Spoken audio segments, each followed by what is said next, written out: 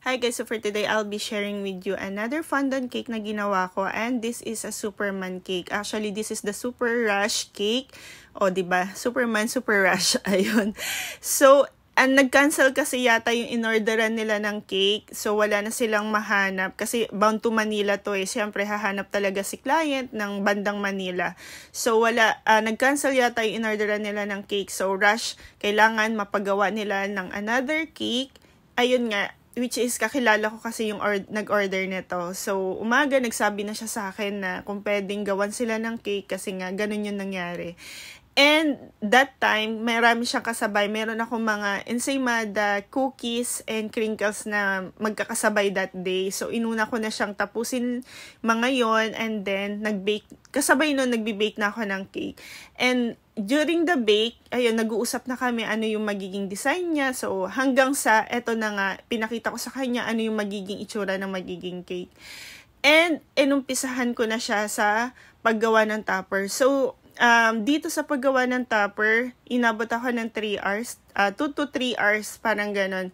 So, kung mapapansin nyo siguro na nakikita nyo maganda na kaagad yung outcome. Bago ko pa nagawa lahat ng yun, marami akong mali, marami akong ulit. So, this video, mahaba to guys, i-explain ko rin sa inyo paano ba ako natuto ng ganito, paano ako nag-come up na maging artist na yung tagagawa talaga ng mga ganitong topper. So, ayun nga, 'di ba? Flashback tayo dun sa mga nakaraan. So, dati akong engineer. So, dumating ako sa point na kailangan kong mag-stop sa trabaho ko kasi nahihirapan kaming makahanap ng permanent na katulong. Ayun, so sa isang taon ni Sophie, naka-4 na yata ako nakatulong. Ang dami, iba't ibang mga problema, marami silang, minsan nagiging burden ko yung problema ng family nung kasambahay namin, which is exhausted na rin kami kasi syempre nagwo-work ako, tapos may problemang ganon. Problema ko pa yung sa anak ko kasi syempre anytime mawawalan na naman ako ng kasambahay. So ganon ng ganon. Hanggang dumating ako sa point na namili na talaga ako kasi kailangan ko rin namang alagaan yung anak ko. Nahihirapan ako kasi lagi na rin siyang na-hospital that time. Siguro kailangan talaga siya ng kalinga ng sariling nanay. So, yun, nag-resign ako. Iniwan ko na yung career ko.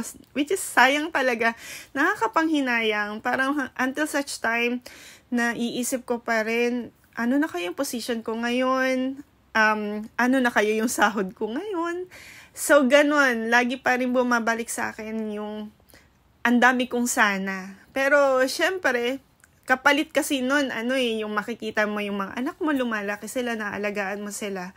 So, after pandemic, fast forward na tayo, hinanap ko yung fashion ko. Hinanap ko kung ano yung mas makakatulong ako sa pamilya namin, yung makaka-earn din ako ng sariling income, ganon. Syempre, 'di ba? Mahirap aminin natin, 'di ba? Ang hirap talaga na isa lang yung kumikita tas may 3 kids kami.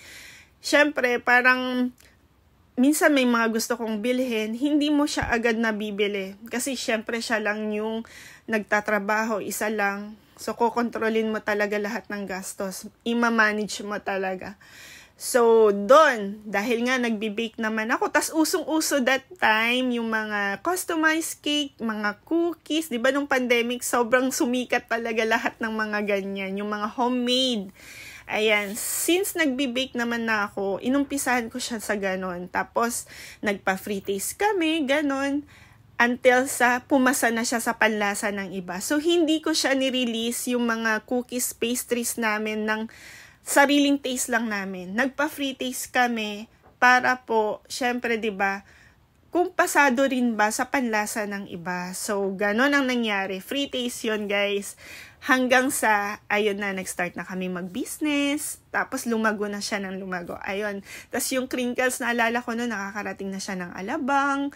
Tapos, ng iba't ibang lugar ng Cavite. Which is, nakakatuwa talaga. Sobrang tuwan-tuwa ako noon. Alam mo ba, kahit konting income lang noon, konting kita lang ng crinkles, tuwan-tuwa na ako noon.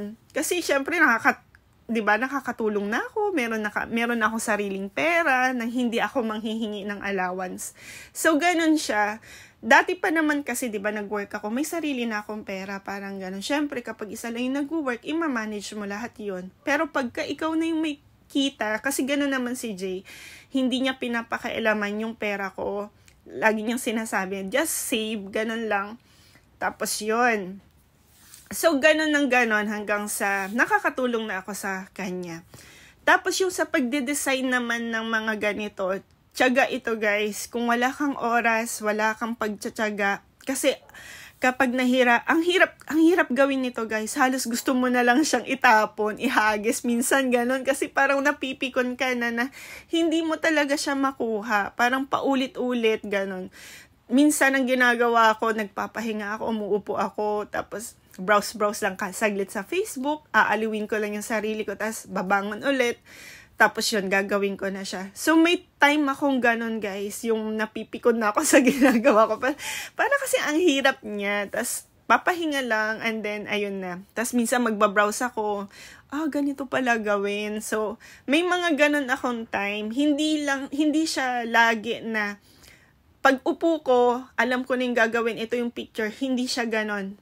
Maraming ding times na nagbabrowse ako habang nandiyan nakasalang ako sa ginagawa ko na nagde-design na ako. May mga moment na tumitigil ako para mag-browse ulit. So, ganun guys, continuous learning naman ito. Hindi siya instant.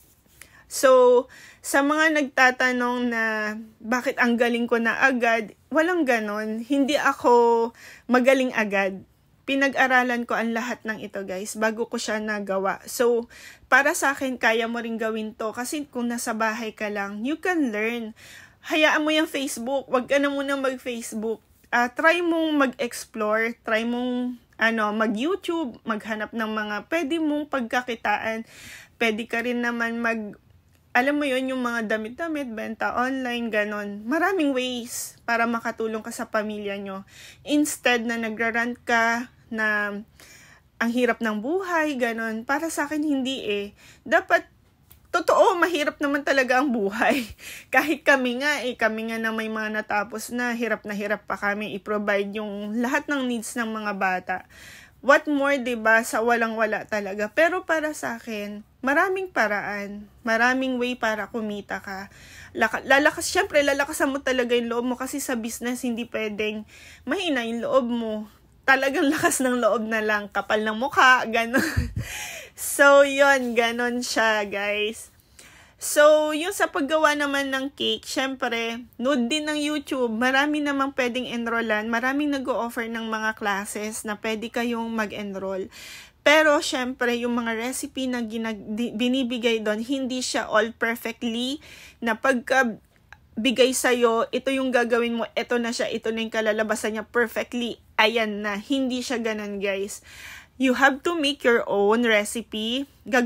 Siguro susundan mo siya, pero aaralin mo din siya guys. Kailangan mo rin magkaroon ng sarili mong recipe, sariling taste na pagka natikman nila yung cake, cake ni Rosilto.